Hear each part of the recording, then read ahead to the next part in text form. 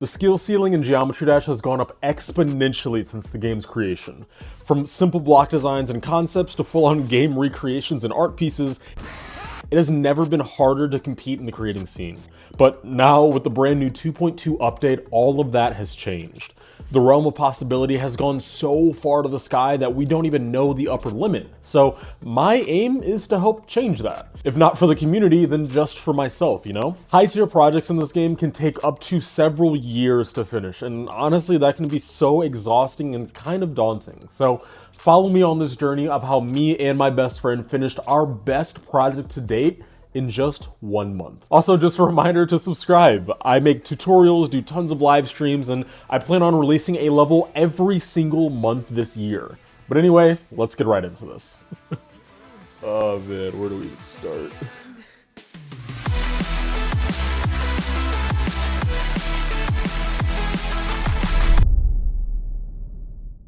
It has been 2,521 days. Still, not a single Geometry Dash player has gotten a girlfriend, and even worse, the 2.2 update hasn't released. Honestly, at this point, we had all lost hope that it would ever come out, but unlike the majority of the community, I use this as a time to inspire me. You see, I had been speedrunning levels to release before the update came out. I had already finished one, completely dusting Rob Top to the line with Basil, and now it was my time to do it again. So, let's get started. Something pretty big I've noticed people struggle with is finding a style and knowing where to begin. So for this video, I'm going to be telling you guys about my entire thought process when it comes to choosing a style and where I get my inspiration from. So the style this level is inspired by is called Neo Design. It's a very simple but impactful take on the normal design styles we've seen for years, and I'm so fascinated by it. Taking a closer look at the block designs, I went for a very simple and quaint design that sort of blends in with the background at times. I did this so that the pulses can be more impactful as well as not spoiling any brighter or higher contrast moments, because that should be reserved for the drop. To accompany the main block designs, I've also made these spinning gear sections that I absolutely love. Aether as a project is meant to represent this sort of alien, awkward, in-between world, and I think this gear concept introduces that kind of atmosphere perfectly. Once again, we have to stick with a simpler style, so there are these thin lines connecting the main gears to the rest with some outer circle layers to give it some texture and tracking. A big thing that I wanted to accomplish here is this weird off feeling about everything. The thin lines holding up massive gears, stars that move eerily slow, and I even think that these pulsing glow beams oddly help with it. Now, let's talk about the grid-based structuring in the background. I wanted to create some kind of dissonance between the circular gear idea from earlier, so I made this on-grid based background alongside adding a ton of black disappearing blocks to both add to the atmosphere and block off any unwanted paths or skips from being possible. To end out this part on a bang, I ended up adding a massive circular gear section with additional spikes, gear types, and designs. And while I did put together the concept for it, it was actually Leah that went ahead and put the details in it to make it a reality. So full credit goes to her for that. Thank you very much. I'm sure you guys have noticed by now, but 2.2 has not released yet, and I am now onto the cube and robot. In the actual full level, you guys know that the gameplay actually rotates upward and goes into the robot. So later on in the video, I'll get onto how I changed this section to work with the new rotate gameplay triggers, area triggers, and even experimenting with gravity and time warp. I think it'll be a great demonstration for you guys on how you can actually adapt some of your 2.1 creations to still work in the new update. But for now, look at these amazing designs that Leah came up with. I'm honestly so shocked at just how good these designs were and how inspiring it was to make gameplay with them. But because I went through that whole process, this whole section was like full speedrun mode. The only struggle I had was finding background design, as I had to scrap my original idea. But you'll see that again later, just trust me. Once that was figured out, however, Leah and I blitzed through this entire cube and robot in record speed until we finally reached the pre-drop ship. So the composition of this part was actually a lot different. But the actual designs here I always felt needed to be very dynamic and bright. This way I could use pulses, toggles, and even a bit of hue to increase the intensity for the drop. I took quite a bit of inspiration for this section from Neutra by Jenkins. As you can see, the ending section here is very grid-based, and it's just so cool looking.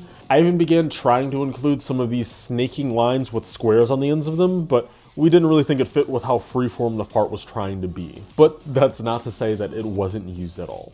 Honestly, a huge misstep that I see a lot of creators making is just straight up deleting decorations that they don't think fit or just aren't up to par for themselves. Remember that your levels will change and evolve over time, and where something may not fit, it could be a perfect addition elsewhere in your project. And hey, on the other hand, if you are struggling to make a concept work, remember you always have your peers to help guide you in a better direction. To me, as long as your vision is preserved, I don't think there's any reason to not ask for help when you're struggling. Now, our next step is to... What was that? 2.2 is out.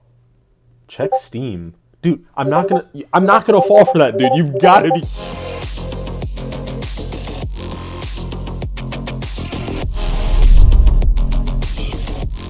Yeah, you know, I was wrong. But on the bright side, this is where the progress on the level actually gets really interesting. Now, look, I know you guys came here for tips and tricks on the new 2.2 stuff, and I promise we'll get there. But you have to realize that when this update first came out, I was absolutely lost.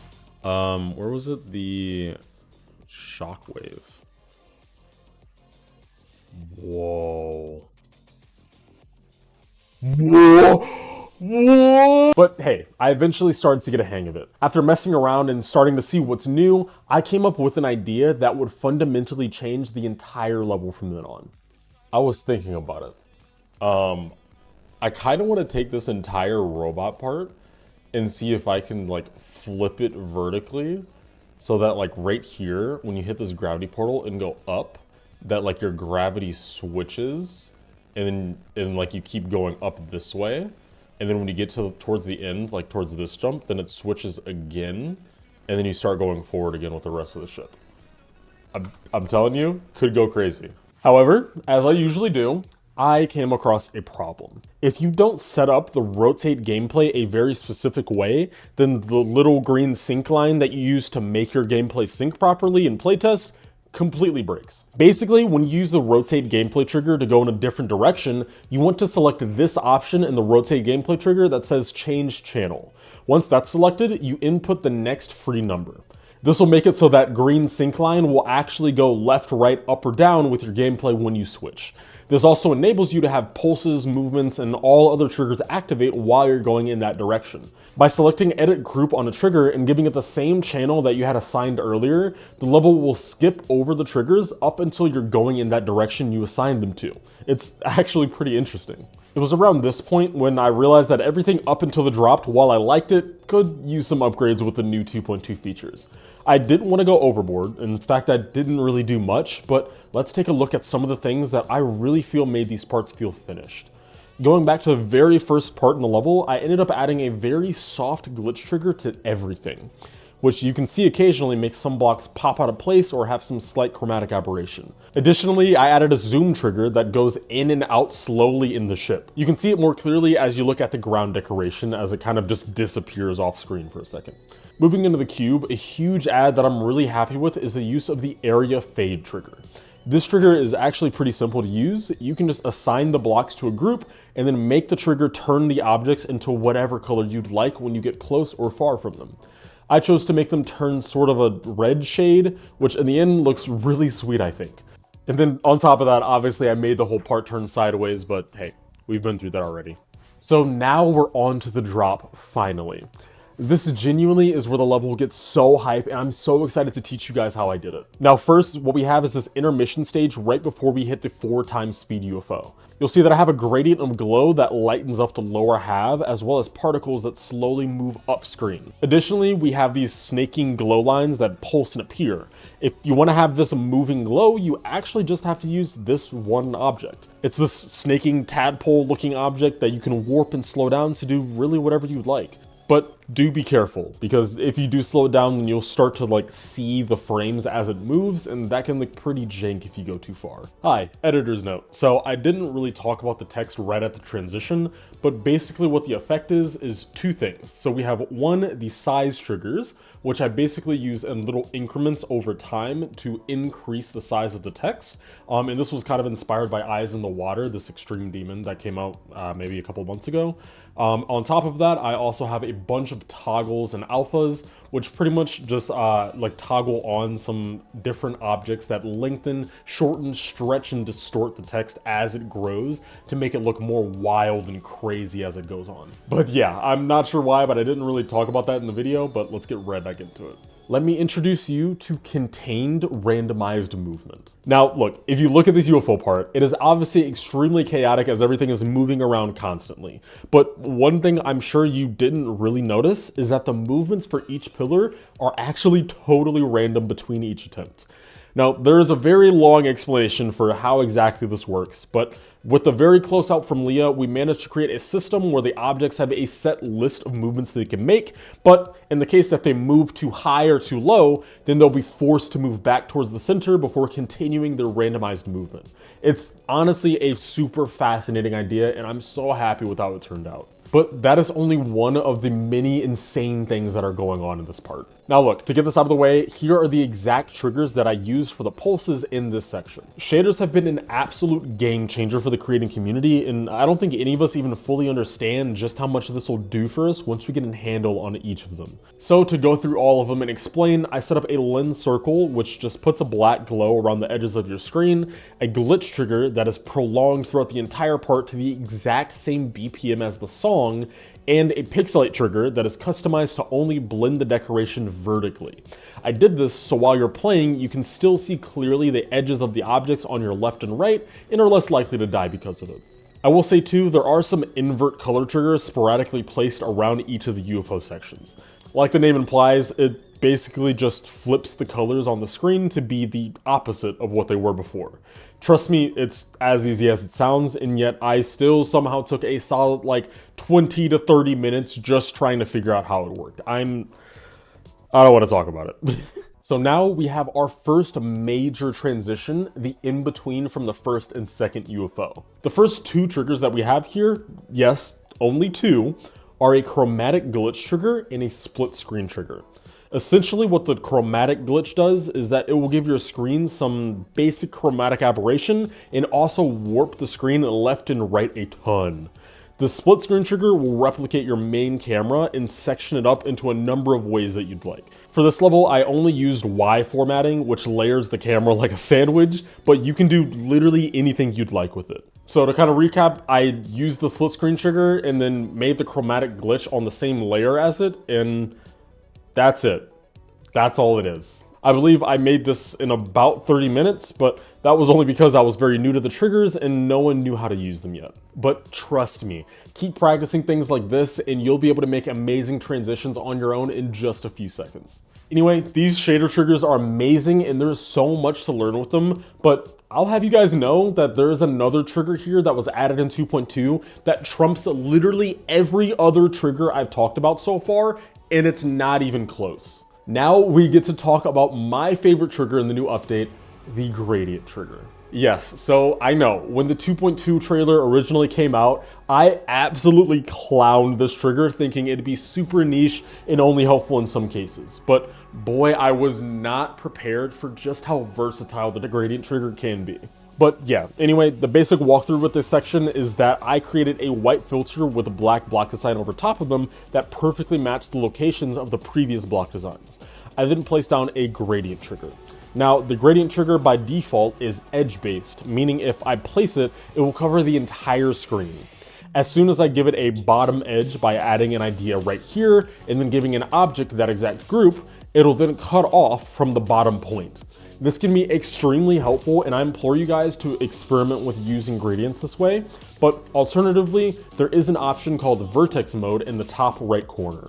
What this does now is changes the gradient trigger to be based on corners as boundaries. So now if you look, that same idea from earlier is now called bottom left instead of just bottom. Do this process for all four corners, and now you have yourself a contained gradient. Now to make it colored however you'd like, you can select the gradient trigger and edit color.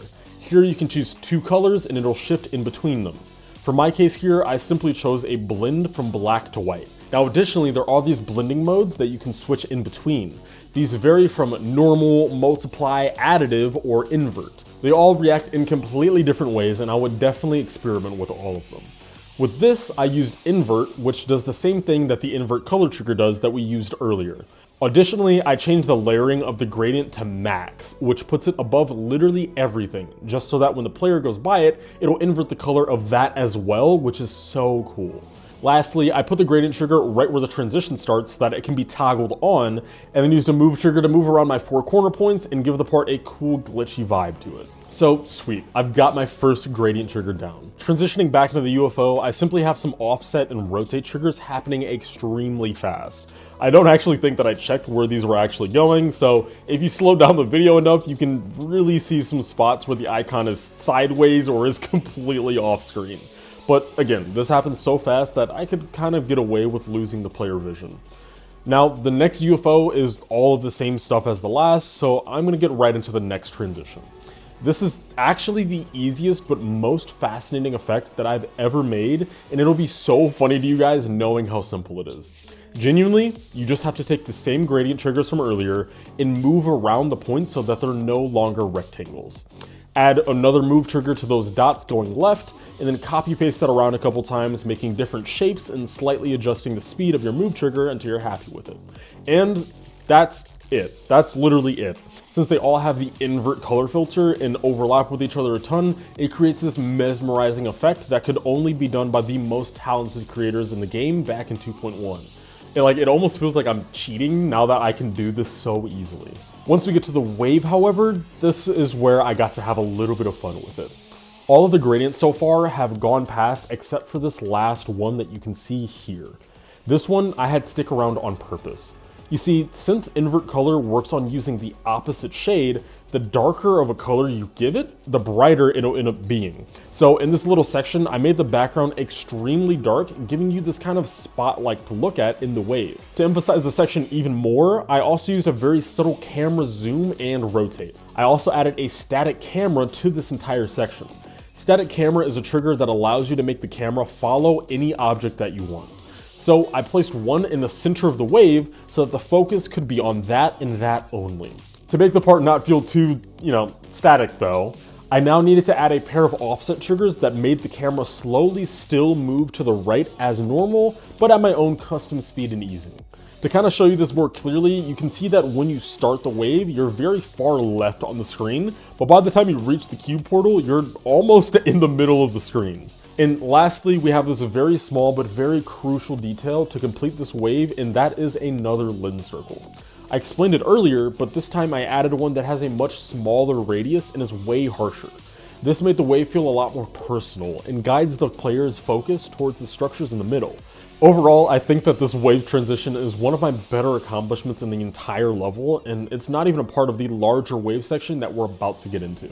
So we have to be a bit retrospective here.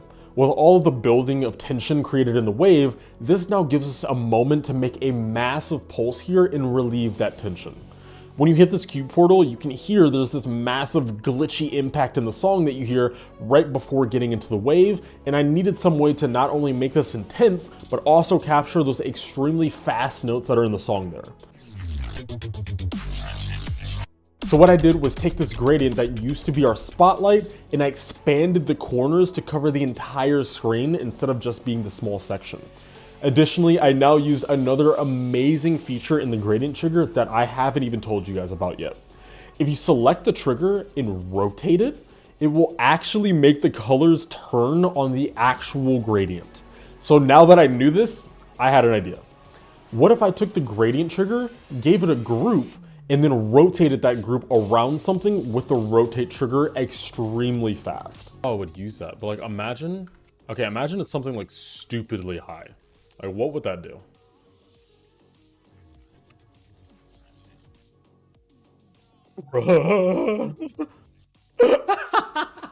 That's so sick.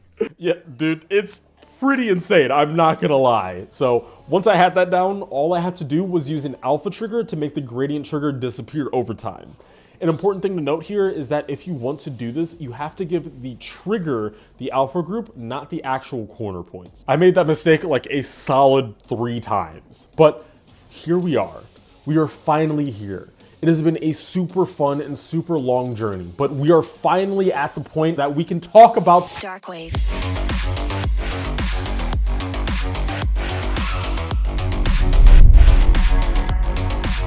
I won't ramble. Let's get straight into the hardest wave made in 2.2, I think. I opted to go for a wave maze, akin to the ones that you would see back in the day in 1.9. However, there are two major effects in the gameplay that I want to talk to you guys about. Firstly, we have the rotate gameplay, which I believe is the coolest part about this entire level. The interesting thing about using rotate gameplay with Wave is that the angles of your decoration do not have to change whatsoever. The icon still moves at 45 degrees, it just goes left or right instead of up or down. I have already explained how rotate gameplay works, so I won't go through it again, but two huge things to keep in mind when using it with Wave or any other game mode for that matter is that firstly, the direction that you point the gravity does dictate whether you're going to have to click at the rotate gameplay trigger or not. I would definitely suggest always making sure that you can hold straight through it or fall into it to make it easier on the player. And secondly, due to how the game works with sync, depending on where you hit the rotate gameplay trigger on the Y-axis, you'll either start going up or down with an offset. And this might not be a problem at first, but when you start using it 3, 4, 5 times, the off-sync will become very, very noticeable. I personally couldn't find a definitive fix for this to make the off-sync just not happen at all, but in order to fix it, all you have to do is use a song trigger. With a song trigger, you'll select the same song you're using in the level and find the exact millisecond offset that will resync your level. For me, I put this trigger right at the transition after the wave.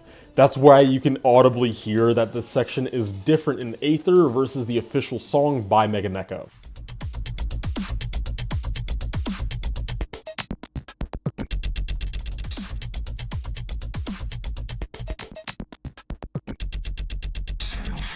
It's obviously not that seamless, but it's the best that I could figure out for the time being, and I don't think anyone really noticed. But next, we get to talk about the area scale trigger. If you watch the level, you'll see that all of these diamonds will enlarge as you get closer to them, and not all of them are even scaling to the same size. And I'm not gonna lie to you guys, all of the area and edit area triggers have got to be the most confusing triggers to ever exist. RobTop, I have no idea how you thought that these were like intuitive enough for a creator like me to figure out. Like, dude, I have used the area fade, scale, tint, all of them over and over again, and I still struggle just to replicate the same thing that I made one time again. It is ridiculous. Like, I know that I'm dumb, but god damn. Okay. I need to calm down. Here is how I set up the area scale trigger for this wave section. So if you look at the trigger, the length just means how close the player has to be to the object before it gets activated. And then the scale X and Y here are basically the multiplier for how much it will scale when you get to it. And then on the second page, because yes, we have second pages now, I click this button which makes the trigger get affected by player 1 proximity, and then assigned it to the group that the objects are on right here. And lastly, you just take the whole diamond and link the objects together so it'll just react as one big structure instead of just scaling each object individually, and that's honestly really useful. Now that I have that set up, I just copy pasted the diamonds around and added a couple other groups with scales that are on different sizes so there's some variation. Continuing on with the decoration, now that we're on the topic, I wanted this part to be as intense as physically possible, as I felt I did so much for the UFO and I just had to top it somehow with the wave. So we have a couple of really cool effects going on here. Firstly, we have these glow beams that pulse randomly.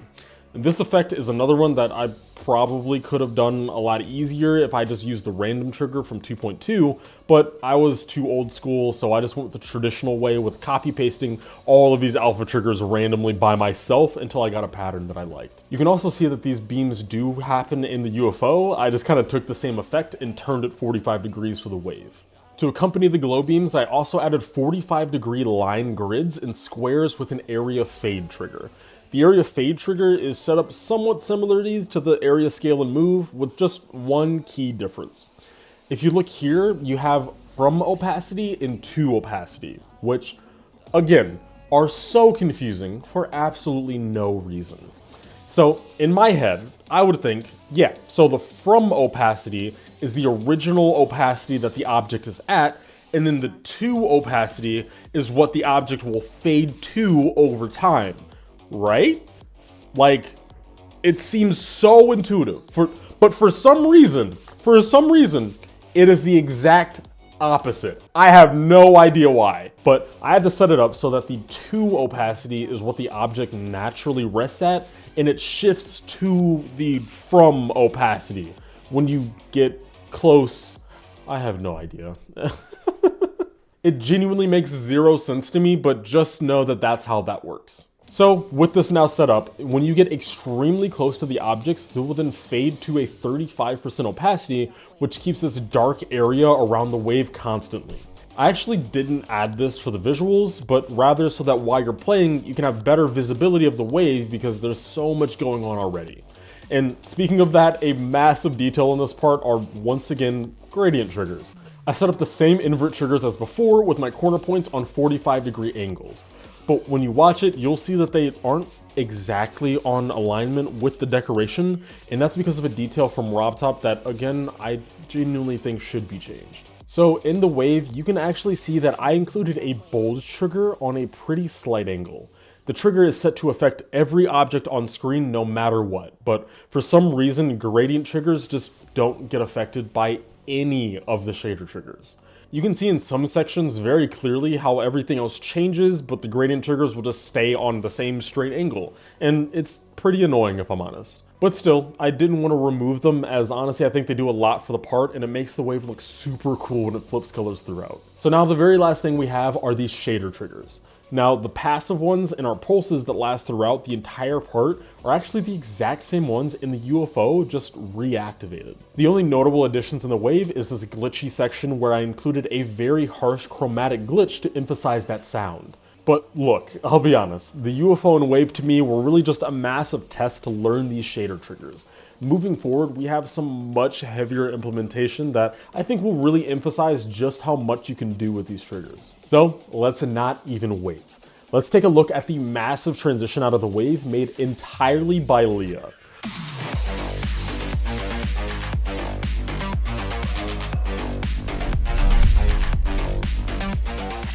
Hey, pause. I have a Discord server in case you didn't know. It's honestly where I spend most of my time, so if you've ever just wanted to talk to me or invite me to something or get early access into some of the videos that you guys like, then join. It's a link down in the description below. It is an ingenious use of these new shaders in multiple ways to really hone in on that glitched look that she was going for. Just to kind of pinpoint a few very important parts, you can see that she custom made her own glitched lines here. However, with the help of the glitch shader trigger, she sliced them up, which automatically created green offsets of her main lines. To add to the visual chaos, she also re-included the Aether text from the drop, and even threw in this cloud she made a few days prior just for the hell of it. It's like hilarious to me how good the original cloud looked just for it to turn into this in the end. But yeah, outside of these additions, she just has a load of camera offsets and rotates, tons of invert, split screen, and grayscale triggers in combination with each other to achieve this super seamless glitch transition. And then exiting this mayhem, we have another really stripped back moment in the song. So smartly, Leah did the same thing here as I did in the wave transition from earlier. With the zoom camera trigger and the lens circle shader, she really emphasized everything happening to the icon as a focus of your attention. Now, what is happening to the icon may be pretty obvious to you guys at this point, but there are just more gradient triggers. This time, in smartly using move triggers, she takes the points from each gradient and shifts them around to make this stretching and contracting look for the gradients. Now, going back a little bit, if you look closely at the transition here, you'll notice something very interesting happen. It's very brief, and you may have even missed it due to the effect that happened right after, but right here, there's this blue pulse going upward, indicating to you that we are now in a duel. I did this because I needed to set up the gameplay concept for the next section ahead of time. And I'm not gonna lie to you guys, I really did just want to find some way to put a swing on this level, so I thought this would be the perfect opportunity, right? But the swing is so insanely slow. So to keep up with this tempo and the intensity of the song, I made a duel where the other game mode passes by to take that moment of sync off of the swing. So the swing could just have, normal, straightforward gameplay. It is the single coolest gameplay idea that I think I've ever done, and I want to show you guys how I did it because it's really quite simple. So usually your first thought would be, okay, so let's use a rotate gameplay or reverse trigger. But that won't work because when you do that, both of the icons will then switch sides and go backwards. If you want to make one icon flip directions while the others keep going, you're going to want to place an orb or a pad in your gameplay. Once that's done, you'll press Edit Group, go to the right side to click Extra, and find the reverse at the bottom right of your options. Now you can playtest what you've made, and in-game, as soon as you activate the pad or orb, it'll switch around your icon completely independent from the other one. It's pretty cool, right? One small addition that makes this work is that I have the cube then teleport off screen to the next location so that it can continue to appear on the right side of the screen. I did this using the new detached teleport portal, which basically functions exactly the same as the actual teleport object. And well, as cool as it is, unfortunately, the whole thing just gets kind of overshadowed by the pulses and decoration that I would end up making after. I kind of wish that I did implement it a bit better, as I do love the idea, but hey, this was my first 2.2 project and I was just very excited. There will always be next time. Anyway, remember how earlier I told you guys how I would make structures and even spikes completely made out of gradient triggers? Well, here we are. This part of the level used hundreds of groups solely using gradient triggers for every spike and structure that you see floating on screen. With the aid of Build Helper, it was thankfully a lot less work than it had to be, but it is still extremely confusing trying to find which gradient belongs to which spike, I'm not gonna lie. For the pulses, this is once again a massive group of shader triggers. I won't really explain these ones as I've already shown how to properly use these triggers, except for one of them. In this section, not everything in the part actually gets affected by the shader triggers. That's because I'm now using this shader trigger that is literally called the shader. This trigger is essentially the remote control for all of the other shaders. I can disable all shaders using this, but most importantly, I can restrict the layering of all of them. So for the level, if you look here, I set my lower bound at the background layer and the upper bound at B1. So everything that's above V1 does not get affected at all. This is a pretty cool trigger overall, and you'll see in some of my future projects how this can influence some of your pulses, art pieces, and effects. Let's take a trip to the past, all the way back in, I don't know, maybe 20 minutes ago? How long is this video at this point? I don't know. We were talking about this first cube section and this unused background detailing that I ended up not using. Well, here we are with a fully finished swing copter part now, only in need of background details. So the first part of the swing is now completely done and we're making amazing progress. Let's keep this up. Right, so this next transition is where I kind of hit my first brick wall. There was so much that I wanted here, but in the end, I just ended up placing down some goo objects and slowing down the animation a little and making it all kind of this gray color. I'll admit, not my best work, but I wanted to get this project out for you guys, and I knew that if I was stuck on this transition for too long, I would start to lose my motivation. So I pushed forward and got it done. But one cool thing that I did actually end up adding to this transition is this really sick shockwave effect. If you make the waves extremely thin and slow them so they're almost completely still, and then offset it so that you're in the middle of the effect, it makes all of the objects have this sort of wavy water-like pattern to it. For the second half of this UFO, I thought it'd be best to change things up a little bit. So instead of repeating the gradient structures that took a billion groups and years to make, I went with these checkerboard designs instead. I honestly think the idea of changing the vibe of the swing was fine in its own right, but doing the checkerboard may have not been the coolest move to make. But hey, that's all in hindsight. It's so easy to judge yourself after, but what's more important is that I enjoyed my time, and besides, it's still a pretty cool part overall, I think. So finally, we were on to the last part in the entire level. So far, we've made a completely sideways robot, a UFO with randomized movements and pulses, one of, if not the hardest rated wave sections made in the entire 2.2 update, and a swing section using a backwards cube gimmick. This has been an absolutely insane ride from start to finish, and now we get to wrap it up with what I honestly think is my favorite part in the whole project.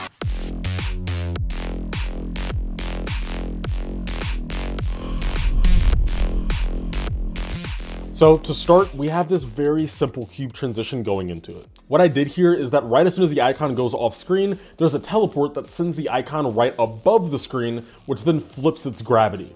Once it's flipped, I have a force block, which then sends the icon directly into the middle of the purple dash orb every single attempt. Force blocks are actually such a game-changing object because you can give the icon literally any amount of velocity you want without actually having to worry about placing pads or slopes for it. This can actually be so useful for transitions and bug fixing. I really wouldn't suggest using them to replace pads in like actual gameplay, but there are definitely so many ways you can telegraph them into a way to make that work too. Once you hit the dash orb, there are 3 things that happen all at the same time. Firstly, I use an invert color shader to swap the overall brightness of the part in anticipation for the spider. Next, I use the scale trigger to make all of these circles that are now visible expand and cover the entire screen. This was really to just keep pushing for that really weird off vibe that the whole level has, and I mean because it looks kind of cool, let's be honest. Now obviously you can see on top of all of this we have another slower shockwave this time. I only wanted that for the transition though because the actual spider would be using that much thinner shockwave effect that we saw earlier in the transition. Going into the actual spider, I need to give you guys some context on how this even came to be. Originally, I wanted this entire level to be rather dark. All of the parts up until now have been dominantly black and gray with only hints of white flashes here or there. But while we were coming up with concepts for the spider, Leah created this block design. On its own, we both thought it would work pretty decently, but once she added an invert color gradient on top of it just for fun, we immediately saw the potential here. Having an entire section that uses invert color, completely switching the level's colors on its head and ending out the level with a bang. I loved it. So that's what we ended up going with. Literally everything in this part has inverted color except for the blue pads and orbs. I made all of those layered above the effect so that you can still clearly see what's going on in the first half. Something interesting I've noticed is that if you ask like any experienced player where they look on the screen while playing, pretty much none of them will actually say that they look at their icon. Most of the time when you're playing, you're actually looking at what's in front of you and what's coming up next so that you can react in time. So I kind of took that in mind while making the spider. You can afford to make the icon slightly blurry here as it's still clear enough to place it in your peripheral vision anyway. It's such an interesting concept to me because I've yet to see literally anyone who's played the level complain about it whatsoever. Now, what's super interesting about the end product and what the original pictures looked like is that they're completely different colors. This is because not only did I use an invert color shader for this part, but on top of that I added a sepia filter and even used hue shaders later on. Adding sepia on top of an invert turned the entire part this gorgeous shade of blue, and I could not get over how cool that looked. Additionally, you'll see that I added a ton more invert color gradient triggers. These were used as pulses for the part since I couldn't really find a way to pulse an already white part all that much. What's so interesting about these though is that I found out if you take the 4 points from a gradient trigger and combine the left ones with the right ones, the gradient completely disappears. So I made these beams out of those gradients and then I would shrink them out of existence over and over again. Now I've said it before, but I'll say it again. I want this level to feel dystopian and weird and kind of lonely in a way. So for this section, which already has a lot of those vibes to me, I thought it'd be really interesting to add some sort of movement type to the part that barely anyone has seen before. Just like the UFO with the jittery movements, I added those to the spider structures. Like they were in some way reacting to you being there, moving in and out of your way as you come close to them. This took far too long to make, and being at the end of the level, it definitely did test my patience a ton. But I am so glad that I stuck through it and got it done. Now, the part at this point did feel really cool conceptually, but it was definitely lacking a lot in the air decoration department, which is as per usual for me, honestly. So what better to do than to look back at the beginning sections in the level and find some inspiration. So in the pre-drop ship, I made these lines that swirl and bend in different directions that have the little squares on the end, and I didn't really think that it worked for that part, but it definitely could here with just a few adjustments. So I put in the work, and after about 30 minutes, I came up with this decoration. And now, actually thinking about it, now that I have these breakable blocks for the air decoration, what better background to make than have just a whole wall of these things that aren't even breakable? It filled up the background pretty nicely overall, and it was only a couple objects in the end.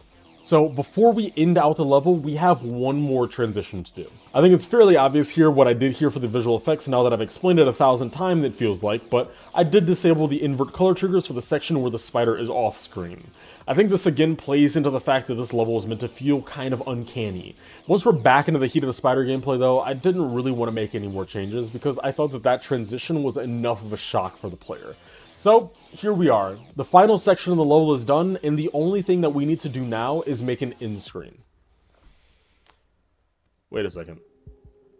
I've never made an end screen before. And while Leah has and is very capable of doing it, she didn't have any ideas for an end screen. So what do we do? Well, here is my final lesson that I would like to teach all of you guys. It's something called shithousery. It's it's the act of giving up and essentially just doing whatever will work to get the job done. Guys, I swear I'm not lazy. I was really trying my best, boys. The one thing that I do love about this part though is the last jump. We've seen levels feature final jumps since the game's creation. Top extremes have this final test of skill, one last click. And now that we're in 2.2, I wanted to push that standard a bit and experiment, you know? So instead of doing the traditional triple spike or six spike, I then lowered the gravity, slowed down the game using the time warp, and made the most stress-inducing 5 spike jump of all time. Because you have to realize that in 2.2, when you start messing with time warp and the gravity, people don't actually understand the physics of the icons anymore. You don't know how far exactly your cube is gonna go. So that jump is just completely blind for most people. I kinda love it.